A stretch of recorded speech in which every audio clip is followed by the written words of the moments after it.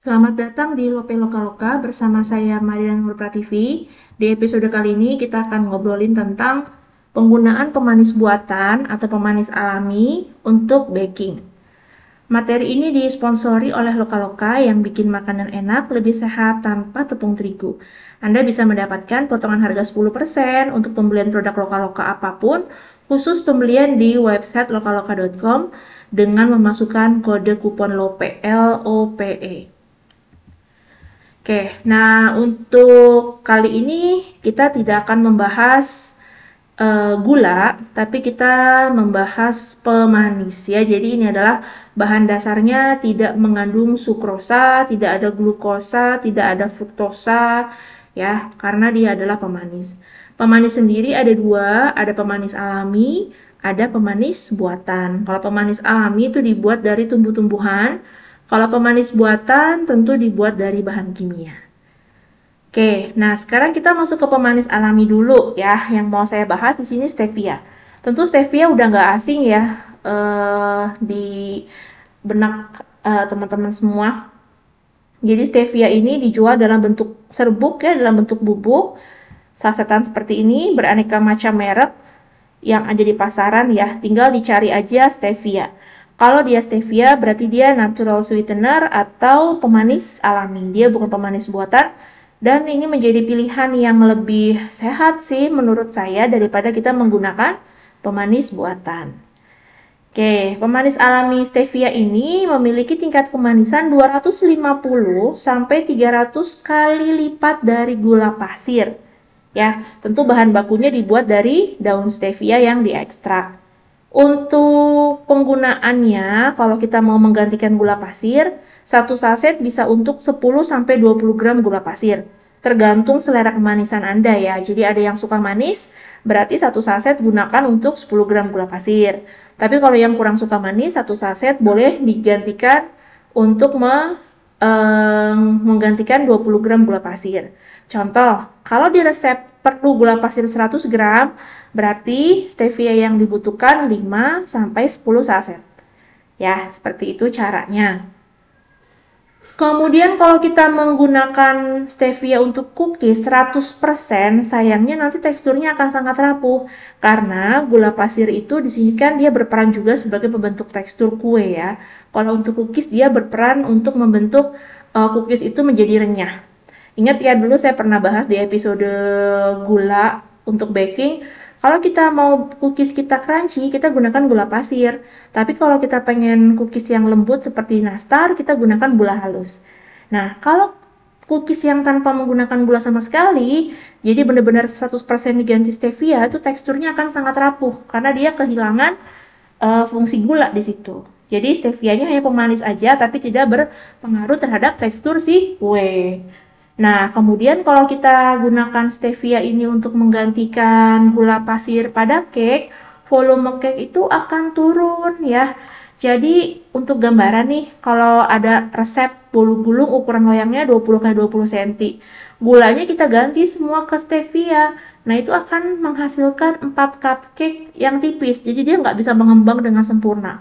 Jadi kayak hampir bantat gitu cake-nya ya. Kurang oke lah ya. Meskipun demikian, memang stevia ini adalah pilihan yang lebih baik daripada pemanis buatan. Lalu triknya gimana? Kalau triknya bisa kita mengganti sebagian gula pasir dengan stevia. Jadi misalnya dari 100 gram gula pasir, 50 gram ya saya pakai gula pasir. Atau misalnya diganti dengan gula singkong gitu ya. Atau diganti dengan gula sorghum. Kemudian 50 gram sisanya, si gula pasir itu diganti dengan 2-5 saset stevia. Nah, itu kita akan mengurangi kandungan gula yang cukup signifikan pada hasil baking kita, tapi tentu tidak merubah secara drastis tekstur, baik cookies maupun cake. Nah, itu triknya seperti itu. Oke, tadi kita stevia. Nah, kemudian di sini ada pemanis buatan ya. Pemanis buatan ini ada yang 0 kalori, ada yang rendah kalori. Ya, jadi ada yang zero atau tanpa kalori, ada yang rendah kalori. Nah, ini contoh-contohnya, kalian bisa cek di kemasannya, apakah dia zero kalori atau dia low kalori. Nah, ini adalah contoh yang 0 kalori ya, seperti ini. Adapun kalau untuk pemanis buatan yang rendah kalori, nah ini contohnya ya. Tulisannya di sini low calorie sweetener atau klasik ya. Jadi pemanisnya itu pemanis yang tipe-tipe klasik. Oke. Nah, kalau kita cek pemanis buatan itu kan banyak ya mereknya di pasaran. Kalian bisa pilih yang mana aja sebenarnya. Misalnya ada pertimbangan harganya dan harga gitu ya. Tapi intinya sebenarnya sama aja. Misalnya antara diabetasol, sweetener, maupun yang Tropicana Slim untuk diabetics gitu ya. Nah, cek, oh ini sama-sama 0 kalori kok. Energinya sama-sama 0% gitu kan. Nah, kalian bisa tinggal, oh dari harga mana yang lebih terjangkau, misal seperti itu. Atau mungkin punya kecenderungan terhadap merek tertentu, ya silahkan juga. Kalau kandungannya sebenarnya relatif mirip-mirip. Nah, ini kita lihat ya. Untuk komposisi diabetasol, ini kita langsung bedah merek aja. Ya, saya tidak cenderung pada merek tertentu, tapi ini kita coba cek ada apa sih komposisi pemanis buatan pada beberapa jenis merek yang beredar di pasaran. Contoh diabetasol, dia mengandung laktosa, pemanis buatan sukralosa, dan antioksidan natrium askorbat. Kalau komposisi diabetamil, itu ada pemanis alami sorbitol, pemanis buatan sukralosa juga, dan acesulfamcal. Kalau untuk Tropicana Slim Classic, itu isinya ada sorbitol, aspartam, dan aspartam. Gitu. Nah, yang disebut pemanis buatan adalah sukralosa, kemudian aspartam itu ya. Kalau sorbitol dia pemanis alami karena dia tergolong gula alkohol. Kemudian acesulfamka itu juga dia tergolong pemanis buatan. Taunya gimana? Kalau pemanis buatan itu biasanya di komposisi dia akan menyertakan nilai ADI-nya dan nilai takarannya. Contoh di sini di diabetamil dia menggunakan sukralosa dengan takarannya adalah 10,8 mg per saji. Dengan ADI, acceptable daily intake-nya 15 mg per kilogram berat badan per hari. Jadi kalau misalnya berat badan Anda di 50 kg, ya berarti ADI-nya untuk sukralosa adalah 15 kali 50 di 750 mg sukralosa per hari. Ya, itu adalah batas Anda mengkonsumsi sukralosa. Sedangkan kandungan sukralos pada satu saset diabetamil itu adalah 10,8 mg. Batasan Anda kalau berat badannya 50 kg tadi di 750 mg. Jadi masih jauh ya. Kalau sehari Anda mengkonsumsi 3 saset diabetamil, berarti Anda mengkonsumsinya di sekitar 32 mg sukralosa. Batas amannya tubuh Anda bisa mendapatkan asupan sukralosa tanpa adanya efek kesehatan di 750 mg. Jadi jauh banget gitu ya, jauh banget, jadi masih aman. Contoh lagi yang aspartam ya, yang aspartam nih ADI-nya adalah 50 mg per kilogram berat badan. Misalnya berat badan Anda di 70 kg. Coba kita hitung ya, 50 kali 70 di 3.500 mg. Jadi ADI aspartam adalah 3.500 mg nih. Untuk Anda yang punya berat badannya 70 kg. Dalam satu saset Tropicana Slim Classic itu mengandung aspartam 42 mg. Kalau sehari Anda mengkonsumsi 2 saset, berarti Anda mengkonsumsi 84 mg aspartam. Dan tubuh Anda itu bisa mentolerir aspartam sampai di 3.500 mg. Gitu kira-kira ya. Nah, ini juga ada komposisi Tropicana Slim 0 kalori yang diabetics. Ada sukralosa, kemudian ada acesulfam, bubuk jagung, dan chromium picolinat. Untuk equal classic, ada laktosa, aspartam, ya, dan dia menggunakan anti kempal silikon dioksida.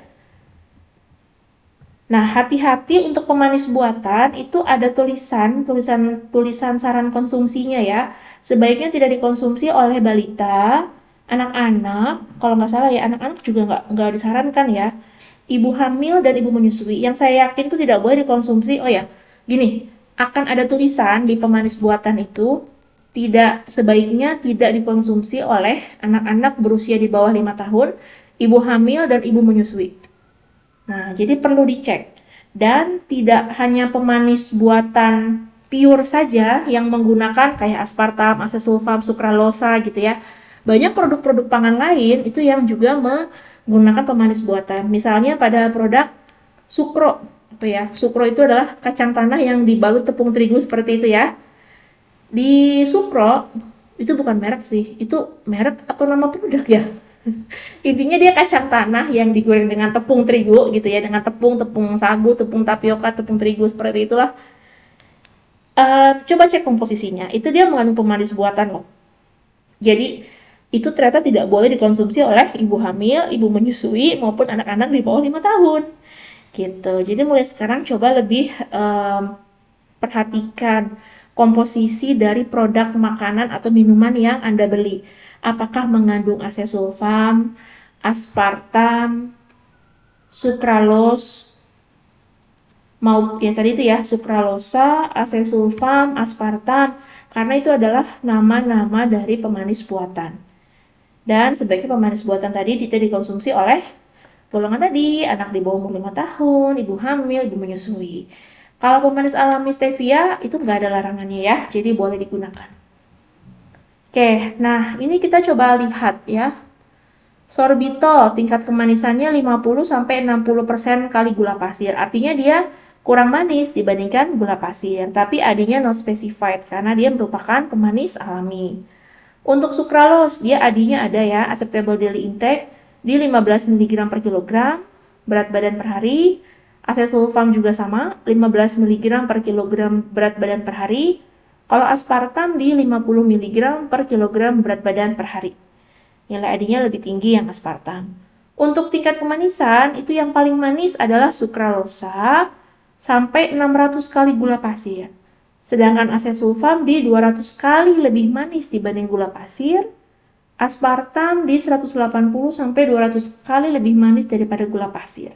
Makanya kita menambahkan 1 saset saja itu sudah manis ya. Untuk aplikasi cake atau cookies tadi sama ya, 1 saset bisa untuk 10 sampai 20 gram gula pasir. Nah, ini contoh saya pakai stevia untuk roti gluten free. Ternyata hasilnya kurang oke ya, kurang memuaskan. Pengaruh ke hasil akhir. Jadi si si rotinya itu kurang lembab.